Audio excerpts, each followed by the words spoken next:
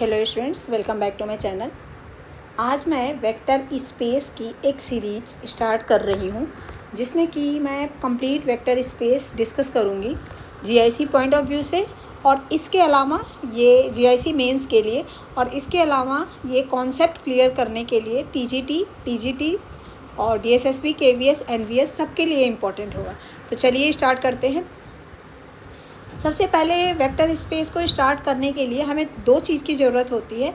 एक देखिए क्या है, in order to discuss a vector space we need two things, basic things. One of them is the set of vector and other is the set of scalar. यानी हमें किसकी ज़रूरत होती है? एक वेक्टर की ज़रूरत होती है और किसकी ज़रूरत होती है? एक स्केलर की। ठीक, therefore we define vector space we need field. Vector space को डिफाइन करने के लिए हमें फील्ड एफ की ज़रूरत होती है। The element of field F is called scalar. और जो फील्ड के एलिमेंट होते हैं उनको हम क्या बोलते हैं? स्केलर बोलते हैं। In addition we need two binary operation. और बाइनरी ऑपरेशन की भी कितनी ज़रूरत होती है? दो बाइनरी ऑपरेशन होते हैं। उनमें से एक बाइनरी ऑपरेशन जो होता है वो इंटरनल कंपोजिशन होता है and other is external composition. अब यहाँ पे ये आता है कि कौन सा इंटरनल कंपोजिशन होता है और कौन सा एक्सटर्नल कंपोजिशन होता है, ये हमें कैसे पता चलेगा? तो चलिए बताते हैं कैसे होता है। इंटरनल कंपोजिशन क्या होता है? Let R be any set. R हमारे पास क्या है? एक सेट है। If A star B belong to R. A star B क्या है? ए और बी दो एलिमेंट है, दो एलिमेंट है किसके? सेट आर के। और वो उसके बीच में अगर हम एक स्टार ऑपरेशन लगाते हैं तो ऑपरेशन लगाने के बाद भी वो किसको बिलोंग करता है? आर को बिलोंग करता है। तो if A comma B belong to R and A star B is unique, और ए स्टार बी मतलब बैंड ए स्टार करने के बाद बीच में ऑपरेशन लगाने के बाद हमें जो रिजल्ट आता है वो कैसा रिजल्ट होता है?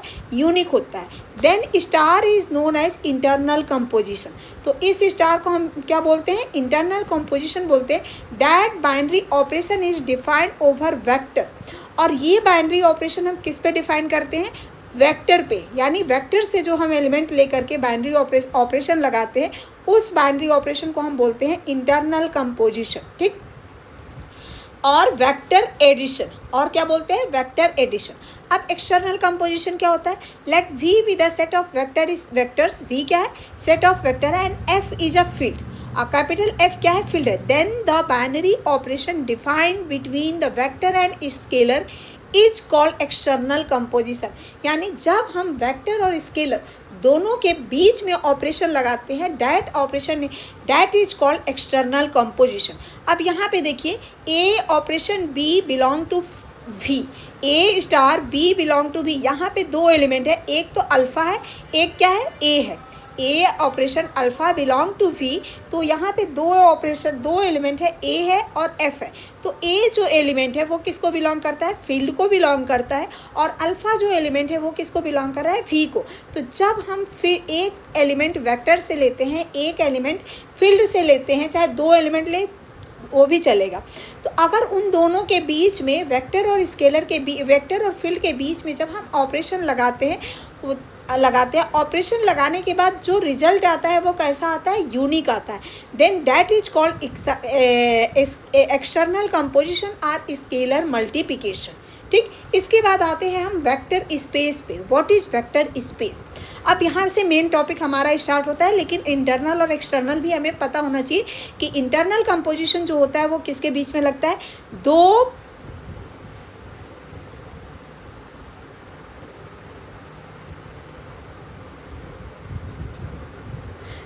वेक्टर्स के बीच में लगता है। और एक्सटर्नल कंपोजिशन क्या लगता है? वेक्टर और स्केलर के बीच में लगता है। अब यहाँ पे वेक्टर स्पेस क्या है? Let V be a non empty set of vector V. V क्या है? एक नॉन एम्प्टी सेट है वेक्टर वी का and F is a field. Then on algebraic structure V plus dot. यानी यहाँ पे v के साथ हमने कितने ऑपरेशन लिया? दो ऑपरेशन लिया। Together with two binary operation vector addition and scalar multiplication. Vector addition and scalar multiplication is said to be vector space over f if this structure satisfy the following condition।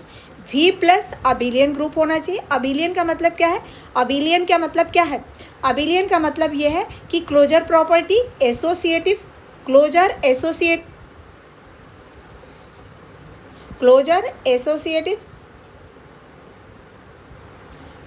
Associative, existence of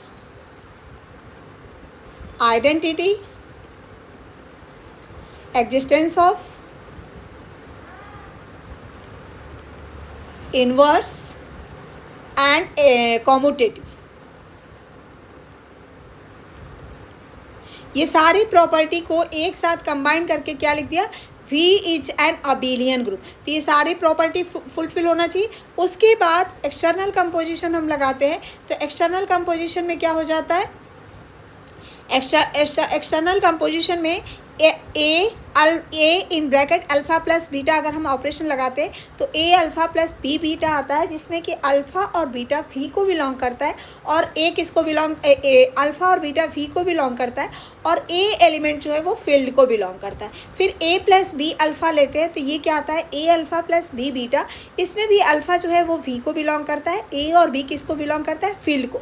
अब यहाँ पे A and B लेते हैं, A and B के साथ अगर हम alpha operation लगाते हैं तो A B alpha, for every alpha किसको बिलोंग करता है, वी को, and A B belong to field. उसके बाद वन एलिमेंट लेते हैं, वन अल्फ़ा आइडेंटिटी लेते हैं, तो one alpha equal to alpha for every one alpha belong to V and one belong to F.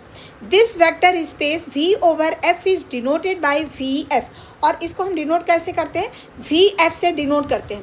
If field is R, अगर हमारा field क्या है, रियल नंबर का है, then the field of real number and it is denoted by VR vector space and it is called real vector space. अगर हमारा field real number का है तो उसको क्या बोलेंगे, VR बोलेंगे।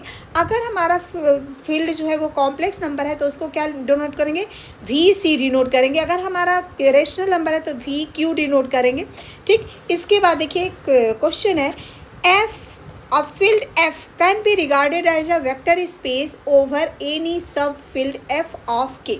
ठीक, तो यहाँ पे F कंटेन कर रहा है K को, then we have to prove that K is a vector space over F। तो हम यहाँ पे क्या प्रूव करेंगे कि K क्या है, एक वेक्टर स्पेस है over F। Now K is the set of vector, K क्या है, K जो है वो सेट ऑफ वेक्टर है and the element F are scalar, और F के जो एलिमेंट होंगे वो क्या होंगे, स्केलर होंगे।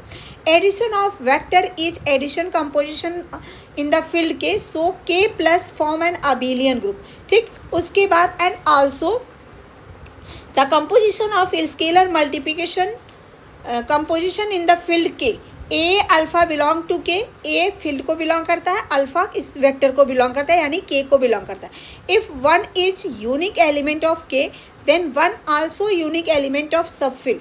तो अगर वन जो है वो यूनिक एलिमेंट है किसका, K का, तो वन जो है वो आल्सो यूनिक इसमें स्पेस एलिमेंट किसका होगा, सब फील्ड का। Now we shall make the following observation, A alpha plus beta, वही जो चार पांच प्रॉपर्टी थी उसको सेटिस्फाई कर रहा है। A alpha plus beta equal to a alpha plus b beta for every a field को बिलोंग करेगा, अल्फ़ा बीटा किसको बिलोंग करेगा, K को। फिर a plus b alpha equal to a alpha plus b alpha, a और b किसको belong करता है, फील्ड को, अल्फ़ा किसको बिलोंग करता है, K को। इसको हम बोलते हैं राइट डिस्ट्रीब्यूटिव लॉ इन के, और इसको हम बोलते हैं लेफ्ट डिस्ट्रीब्यूटिव लॉ इन के। अब इसके बाद a B alpha equal to, इसको हम लिख सकते हैं a in bracket b alpha, a b field को बिलोंग करता है, अल्फ़ा K को बिलोंग करता है। अगर हम वन अल्फ़ा लेते हैं तो इसके इक्वल टू क्या आता है, अल्फ़ा आता है, अल्फ़ा K को बिलोंग करेगा, वन फील्ड को बिलोंग करेगा। One is the unity element of the field, so that one alpha equal to alpha. K is a vector space over the field F denoted by KF। ठीक, इसके बाद देखिए कुछ यहाँ पे इंपॉर्टेंट है, ये MCQ बेस से बहुत TGT और TGT एंड PGT के MCQ के लिए बहुत इंपॉर्टेंट है, इससे क्वेश्चन पूछा जाता है। तो यहाँ पे देखिए क्या है, a field F is a subfield itself. A field F is a subfield of itself. So FF is a vector space in a particular RR, CC and vector space with respect to usual addition and multiplication.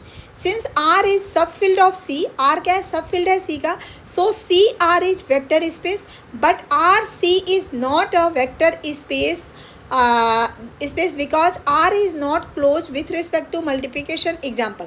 अब देखिए 1 plus iota लिया, 1 plus iota किसको belong करता है, सी को, और इसका अगर हम 3 किसको बिलोंग करता है, आर को, तो 1 प्लस आई जो आएगा वो 3i प्लस आर होगा, लेकिन ये आर को नहीं बिलोंग करेगा।